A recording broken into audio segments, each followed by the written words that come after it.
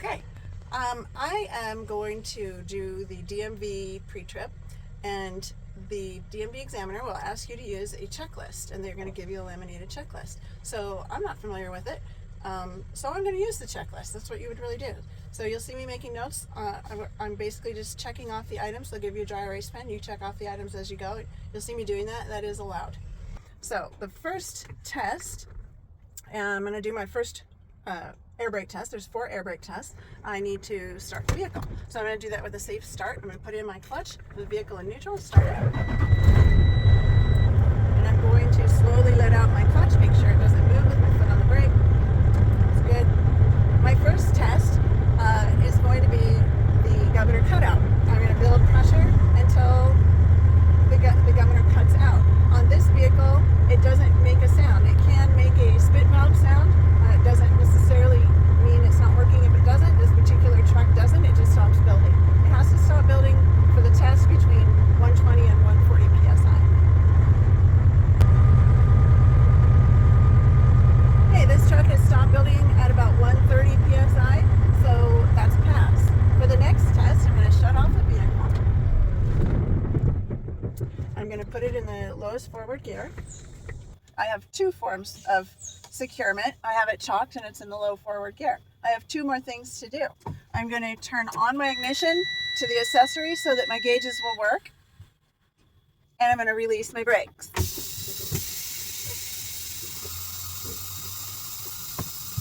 After the pressure settles, I'm going to apply my service brake. This is the applied test. I will start. I'll pretend there's a phone here. I will start my timer for 1 minute. Once it settles, which on this truck right now it's settled, it's at about 100 pounds, and I will begin now. Then I'll let that timer go for 1 minute. I cannot lose more than 3 psi in a straight truck or a single vehicle, and no more than 4 psi in a combination vehicle. This is the combination vehicle. And we'll just pretend that a minute has gone by. So 3, 2, 1. That's the end of the test, and this truck did not lose more than 4 psi. That's a pass. For my next test, I'm going to bleed or fan the brakes down till the low pressure alarm comes on. And that has to be between 60 and 80, but no lower than 55 pounds. It came on at about 65 pounds. That's a pass. Now I'm going to continue fanning the brakes down until the tractor protection valve and trailer protection valves pop out. It has to happen between 20 and 45 pounds.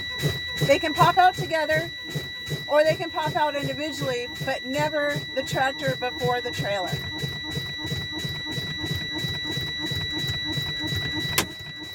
The trailer has popped out and the tractor has popped out at 20 pounds, so that's a pass. I'll go ahead and restart the vehicle.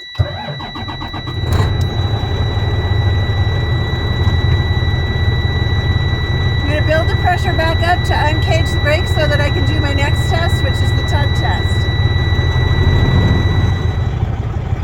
Yeah, build my pressure back up so the alarm isn't sounding, and back up to the cutout. I'm going to put it in the lowest forward gear, and I'm going to test the brakes on the trailer and the tractor. To do that, I'm going to release the trailer brake and just use the tractor brake engaged to make sure that that brake is working by tugging on it.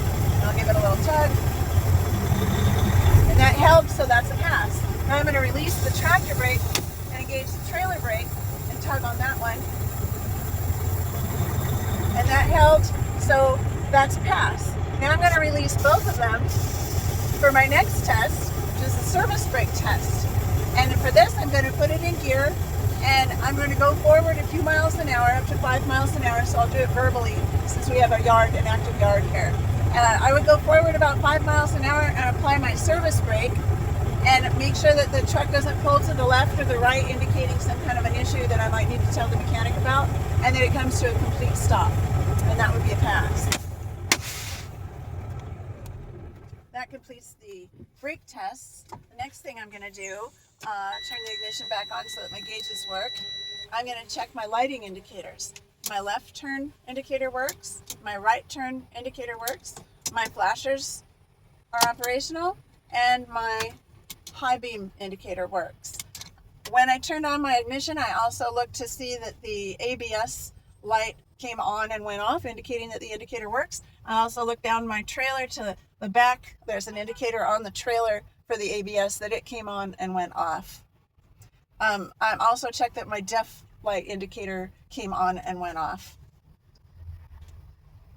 Checking my emergency equipment, that I have 3 red reflective triangles on the floor. They're mounted and secure. I also am checking that I have a currently rated fire extinguisher that's fully charged and securely mounted on the floor. All the nuts are present and tight. Same with the triangles. And in this truck, I have fuses, so I have spare fuses in a box. If it had circuit breakers, I would know where they were. I'm checking the windshield from the inside, as I did from the outside, that it's clean, clear, not cracked or broken, no obstructions in the dash, and no illegal stickers. I'm checking that my mirrors, that they're adjusted properly for me, and that I can see 200 feet behind the vehicle on both sides. I'm checking my wipers, that they are operational, and the rubber is in good condition. I'm checking my washer fluid, that it squirts on both sides and is operational. I'm checking my heater, that it's blowing hot air from under the down near my feet and out of the vents. I'm checking my defroster, that is blowing and operational out on the dash. Checking my city horn and my air horn. That completes my in-cab.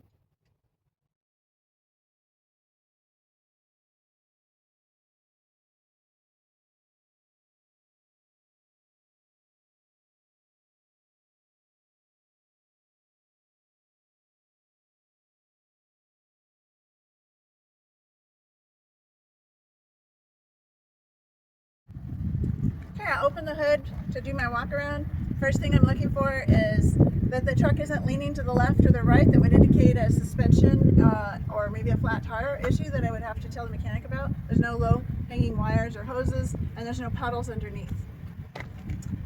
In the engine compartment, the first thing that I'm looking for is overall hoses, that they're not, no abrasions, bulges, or cuts.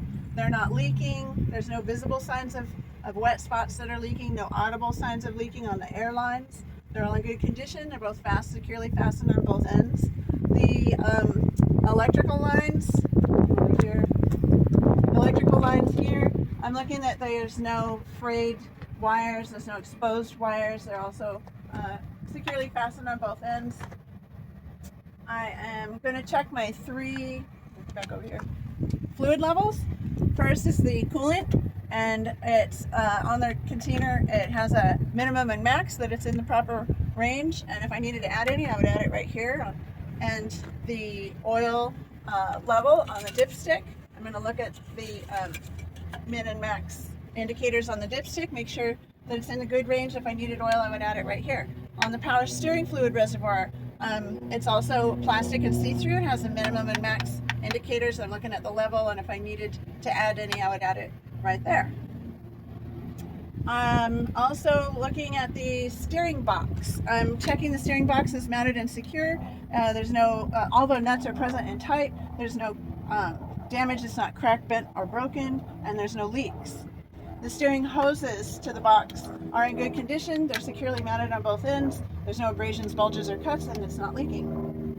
The steering linkage, these components, the drag link, pitman arm, upper and lower control arms, tie rod, they are all connected with castle nuts and cotter pins, present and tight. And the ball joints are in good condition. There's 4 on this truck, and they are not dry rotted, missing, or cracked. The tires, I'm checking the condition, no abrasions, bulges, or cuts. It's evenly worn from side to side. Checking the inflation with the valve stem. It's not cracked, bent, or broken, or leaking. It has a good dust cap. I'm checking the pressure with an air pressure gauge. Checking the depth of the tread on the steer tires has to be 4/32 of an inch. I would check that with a gauge. The remaining tires on the drive wheels and the trailer tires all can be down to 2/32 of an inch. This can be, cannot be a recap. The remaining tires can be recapped. The rim, I'm checking that it's not cracked, bent, or broken. There's no illegal welds. There's no elongated holes around the lug nuts. The lug nuts are not cracked, bent, or broken. All the nuts are present and tight. I make sure that they're tight by indication of rust trails on a steel rim or black soot on an aluminum rim. This is steel rim. Come back over here. I'm checking the springs on the suspension, the leaf springs. They're not cracked, bent, or broken. There's none shifted or missing. All the nuts are present and tight. I'm checking the spring mounts and hangers and the U-bolts where it mounts to the axle, that they are all in good condition, not cracked, bent, or broken. All the nuts are present and tight. Checking the airbags. There's no airbags on the front axle of this truck, but if I did check airbags, I would check that the rubber is not got any abrasions, bulges, or cuts, and they're not leaking, and that the mounts are not bent, broken, or cracked, and in good condition, securely mounted. All the nuts are present and tight. Checking the shock absorber, that it is not cracked, bent, or broken. It's not leaking, indicating a blown shock. It's securely mounted on the top and the bottom. All the nuts are present and tight. The bushings are not dry rotted, cracked, or missing. The brake lines. Checking my brake lines, that there's no abrasions, bulges, or cut. They're securely mounted on both ends, and they're not leaking. I'm checking my brakes for any contaminants, that there's no contaminants on the brake drum. Checking my windshield wipers, that they are, if I could reach them when the hood was up, they have the proper tension, the rubber's in good condition, it's not dry rotted or cracked or missing. I'll check that they're operational in my in cab. I'm checking my mirrors, that they're securely mounted, all the nuts are present and tight. I'm checking the glass in the mirror, that it's clean, clear, not cracked or broken, that there's no illegal stickers or obstructions that would block my view. I am checking my battery box, that it is properly mounted and secure, that the door is properly latched on both sides. You can see it right here. Closed for travel. I would open that up and make sure that the battery is also properly mounted and secure. All the nuts are present and tight. The cables are in good condition. They're not frayed, no exposed wires, securely mounted on both ends. There's no corrosion on the battery or the cables or connections. I'm checking my fuel tank, that it's properly mounted and secure. It's not bent, broken, or cracked or leaking. It has a good fuel cap. This truck doesn't have DEF, but if it did, then there would be a DEF tank here. So another tank that I would check, that it's not cracked, bent, or broken. It's properly mounted and secure. Same with the fuel tank, that all the nuts are present and tight. And it's not leaking, and also has a good cap that's secure. I'm checking the frame. When the hood was open, I would be checking the frame from the front all the way to the back axle, that it's not bent, cracked, or broken. There's no illegal welds or holes. Checking my air lines. They're all in good condition, no abrasions, bulges, or cuts. They are not audibly leaking air. They're connected on both ends securely to the front of the tractor, and the back of the tractor, front of the trailer. The glad hands are latched properly, and the seals are in good condition and present. The electrical line pigtail, also no abrasions or fraying or exposed wires. Any of these are tangled or dragging on the catwalk. The electrical line is connected on both ends properly with the latch locked in place. The fifth wheel skid plate is in good condition, not cracked, bent, or broken. It's properly lubed. There's no gap between the fifth wheel skid plate and the apron of my trailer.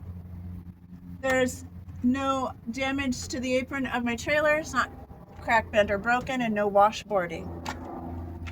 The kingpin, before I hooked up, I checked the kingpin, that it's in good condition, not bent or broken or cracked. Checking that the release arm for the fifth wheel is in the closed, locked position, secured. I'm checking around from the back that the locking jaw mechanism in the back of the fifth wheel, the bar is closed and latched properly around the kingpin. and that there is no play between the kingpin and the locking jaw. I'm checking the landing gear.